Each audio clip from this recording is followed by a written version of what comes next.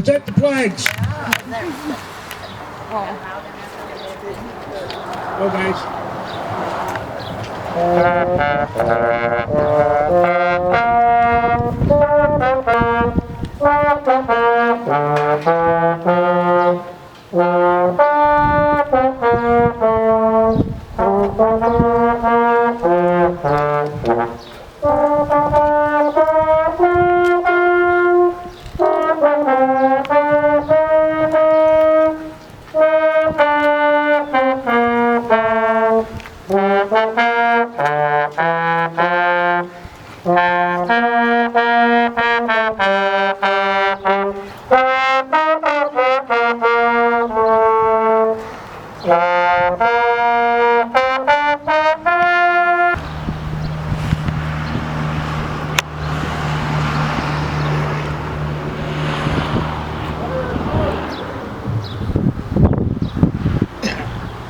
I want to thank everybody for coming out here tonight, or this afternoon.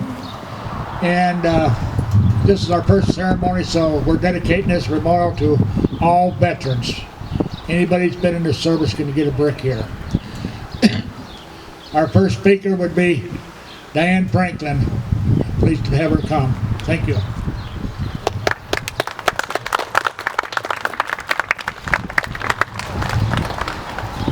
Well, thank you. It's good to be with such distinguished individuals, honoring those that have served our country. It's a great day for this, actually. We're not really burning up like we could be. And there's a nice breeze to keep us comfortable. I'm Representative Diane Franklin, and I'll get organized here. There we go. And I serve the Camden County area in Jefferson City in the state legislature. We actually have two sons who are members of the military. Our youngest son, Andrew, is a member of the Air Force, and he's in the medical corps portion of that. He's becoming a physician, and his time to be deployed is yet to come. He has to complete his training. Our oldest son joined the Marines just out of high school. And I'll tell you that is not what I wanted him to do. I was the typical mom, worried about her child and his safety, and it just wasn't in my plan for his life. But he came interested in joining the Marines after one of the senior nights at high school when they were talking about college and career. A recruiter spoke with him, and ever since he was young, he loved all things about the military.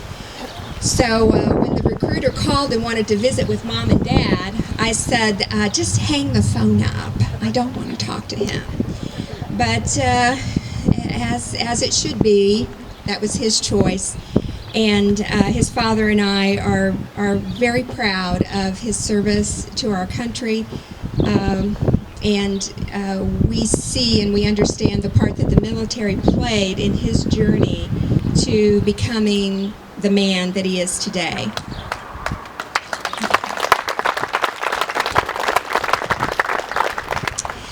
Well, today is the dedication of a monument, the growing of a monument honoring the dead and remembering the living at Camdneton. And you make that possible for us today and for future generations to remember our fallen veterans. If we think about those that have fallen, the Revolutionary War, there were 25,000 casualties, American lives. World War I, there was 116,000. World War II, 400,000. The Korean War, 54,000. Vietnam War, 58,000. The Gulf War, 148 individuals. Afghanistan War, 1,140. Iraq War, 4,602. These numbers actually represent average citizens, men and women who, when the time came, said, I will sacrifice myself. Most didn't want to be there on the battlefield, fighting to take the life, most times, of another human being. Most were in their youth and would rather be enjoying a day like today with folks like you. But in the challenge of an evil force that threatened our country or threatened the well-being of individuals, beside their buddies, when they knew they should get out of there, when they knew they should flee, they stayed and they fought. And they fought to win, as Americans do. The only ones who truly know what they faced and their struggles, the choices and the fear that they experienced, are the ones that lived that. We heard about it through their stories that they came back and shared with us, and they shared what they felt we could take, what we could listen to, what we could hear. But because of you, Camdneton has a monument honoring the dead and remembering the living. It is a mission shared by BFWs, and especially here in Camdneton, where you honor the memory of Americans who have paid the ultimate price for our freedoms, as well as veterans who are still with us and who continue to deserve our thanks and appreciation. Whereas some of our greatest patriots have been forgotten by a nation, that should never allow such a travesty to occur. You make certain that soldiers like Private First Class Ernest Gerhardt are given the highest honor and recognition. Because of you, the story of Ernest Gerhardt will never be forgotten. The unparalleled bravery he displayed during Operation Gibraltar, his willingness to give his own life in defense of his commanding officer. Those attributes that we should honor and remember each and every day of our lives. That to me is the purpose of Memorial Day. Not to stand as a singular holiday when we take a moment out of our hectic schedule to pay tribute to those who have fallen in service to our nation, but instead a day to remind us that each and every day should be spent appreciating and admiring the selfless service that has been given to this nation by men like Private First Class Gerhardt, and the many freedoms that service has won and defended for generations of Americans.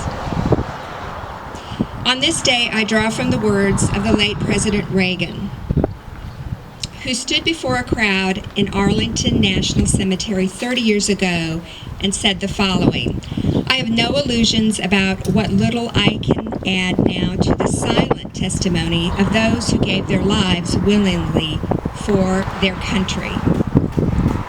Words are even more feeble on this Memorial Day, for the sight before us is that of a strong and good nation that stands in silence and remembers those who were loved and who in return loved their countrymen, even enough to die for them. Yet we must try to honor them, not for their sakes alone, but for our own. And if words cannot repay the debt we owe these men, surely our actions must strive to keep faith with them and the vision that led men to battle and to final sacrifice. The idea that we must strive to keep faith, not just with our words, but with our actions as well, is something that resonates deeply with me.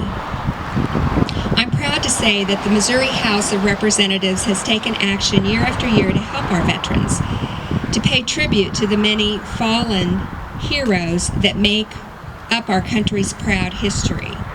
This year again, we emphasized that commitment to our soldiers by funding a new way, a new method for our state's veterans' homes.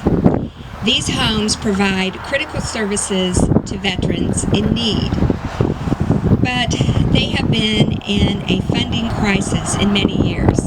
With the action we took this year, the crisis will be averted and our veterans will continue to receive the care they deserve.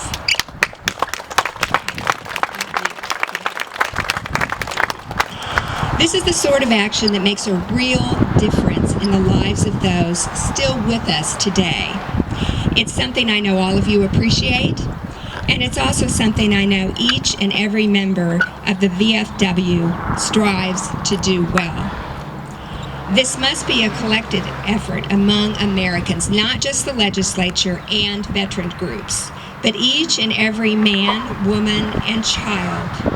All must commit to the purpose of making certain our veterans are treated with the respect that they have earned.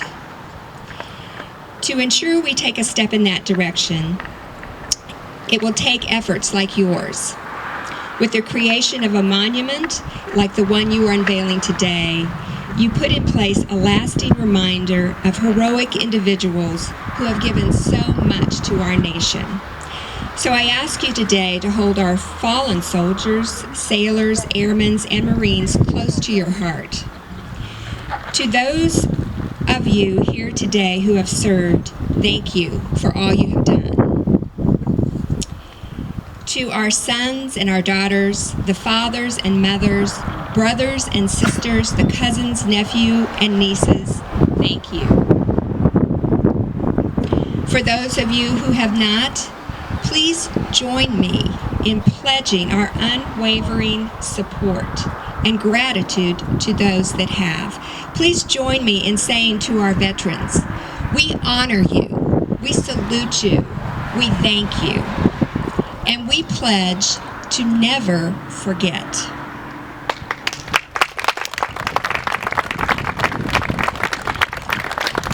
May God bless all of you, and may God bless the United States of America and keep her strong. Thank you very much.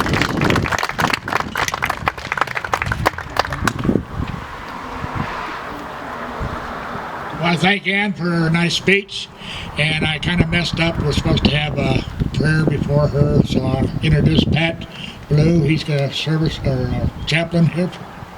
Pat. All right.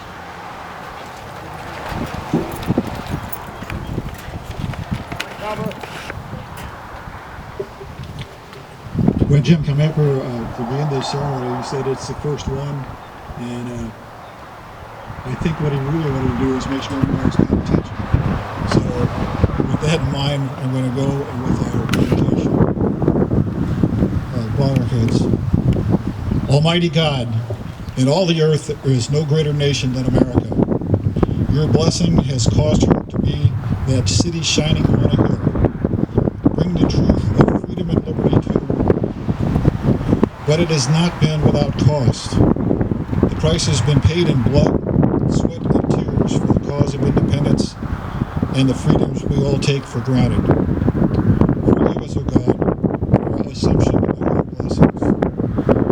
On this consecrated day, create in our generation an infinite desire to walk in the hallows of Normandy Beach, on the jungle trails in Tarawa and Okinawa, down the frozen footpaths of Korea, and across the ambush-laced rice paddies of Vietnam. From Afghanistan to Iraq and wherever else men and women stand ready to lay down their arms to save ours, Lord, give us the courage to defend, the will to win, and the stamina to stay the course. Lord, and every man and woman with you today whose life had been lived as an investment in America, we give thanks. Send your angel messengers to find each of them, to whisper in their ears that their sacrifice has not gone unnoticed, and that here today we stand in awe of their greatness that made America great. May we carry the torch they have laid aside with a sense of their integrity and the memory of their victory cry of duty, honor, and country. May God bless America. Amen.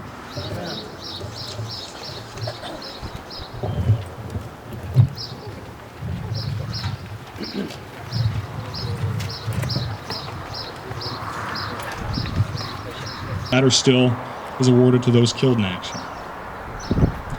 Decorating military service is now common throughout the world, and honoring sacrifice is not unique to America. However, Memorial Day is. Memorial Day is a holiday that is uniquely American. It's unique in three ways: how it began, how it marks a beginning, and how we honor or decorate the men and women of our armed services. Not to be confused with Remembrance Day. Remembrance Day marks the anniversary of the end of World War I on November 11th. This is the day when many countries remember the men and women of their armed forces who have died. But in America, we honor those who have made the ultimate sacrifice in May. Our day to remember those who died in service did not begin at the end of a war between nations. It was born at the end of a war we fought within our own borders. A war fought between states. A war fought amongst brothers. Both sides suffered terrible losses. 600,000 dead. But it was the simple act of honoring service and adorning soldiers' graves with the flowers of May that gave birth to Memorial Day. Memorial Day was first known as Decoration Day. It was officially observed for the first time on May 13th, 1868. It was observed because it was not the anniversary of a battle. It was not a day to commemorate war. It was a day to celebrate, to decorate, and to commemorate the lives sacrificed in such service. In America, Memorial Day is much more than a day to mourn our service members. This day also marks the beginning of summer, a season filled with life and warmth. And if any of you were like me, you remember the joy of summer. And Memorial Day marked freedom. Freedom when I was growing up from my books, from my Latin class, and teachers and homework. Freedom from long winters, coats and boots. Memorial Day gave birth to summer. Though this day was set aside to remember those who have died for our country, it's a day that honors and celebrates life and service. On that day, my hometown, like many other towns in America, still do. It is decorated top to bottom with red, white, and blue, with the wonderful aroma of barbecues. And you can't have Memorial Day without a parade. These are not quiet, somber events. Parades in America are fun, true decorations of our pride. Families drive to the beach, many on their first vacation of the year, and the skies over many cities, believe it or not, erupt with fireworks to celebrate the season of life. Freedom and optimism is decorated with optimism. The Founding Fathers established our nation on the hope that the people, citizens like you and I, would guide and shape our nation to prosperity. And that's optimism. Our Founding Fathers knew that there would be work and sacrifice if America was to succeed. John Adams said, and I paraphrase, "It will cost us to maintain this declaration and support and defend these states. Yet through all the gloom, I can see rays of ravishing light and glory. I can see that the end is worth more than all the means."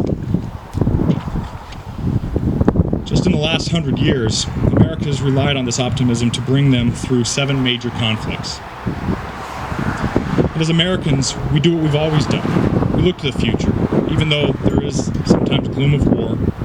And with each conflict, we draw from that innate optimism to find that, in the end, our freedom is worthy of the sacrifices made by those in uniform.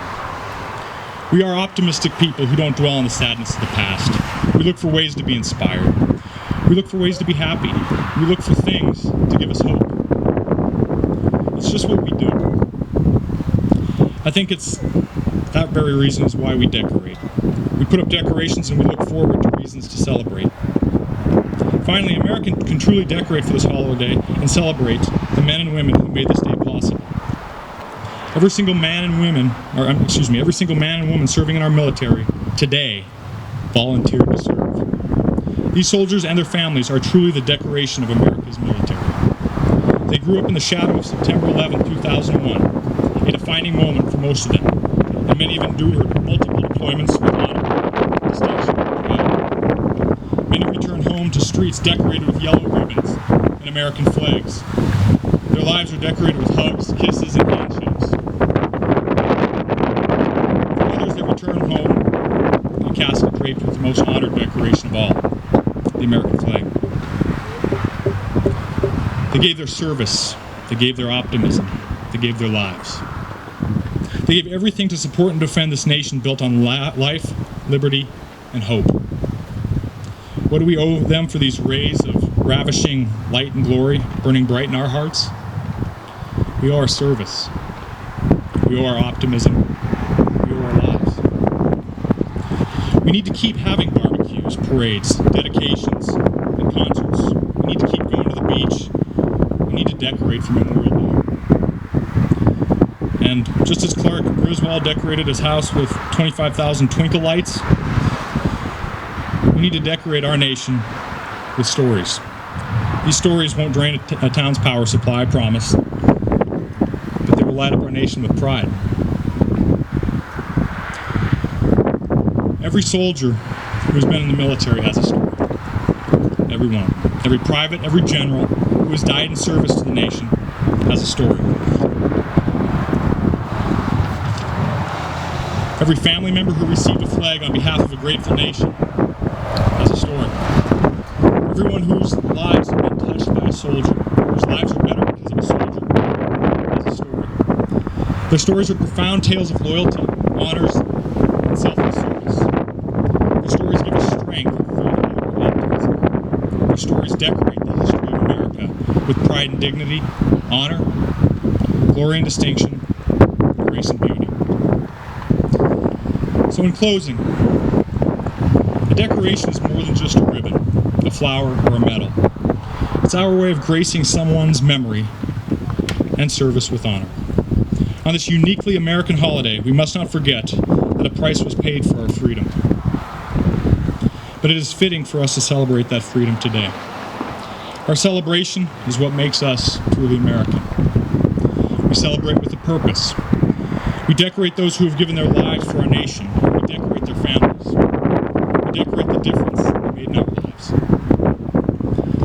So let's decorate with pride today. Let's decorate with honor. And let's decorate with their stories. Thank you.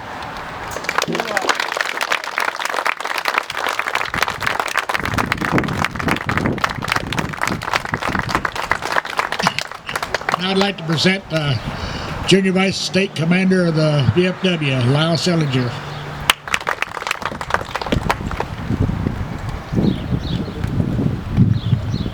Before I get started on my 2-hour speech, I always have a 2-hour speech. I can't go 2 hours? I thought that's why you saved me for last. There's a couple things I want to say. The last few years, your veterans of this state and their families have been working with their senators and representatives in Washington to find a funding to secure the future of all our veterans' homes. We did that this year. We worked with our senators, our representatives, and we thank you for what you've done for us to secure the future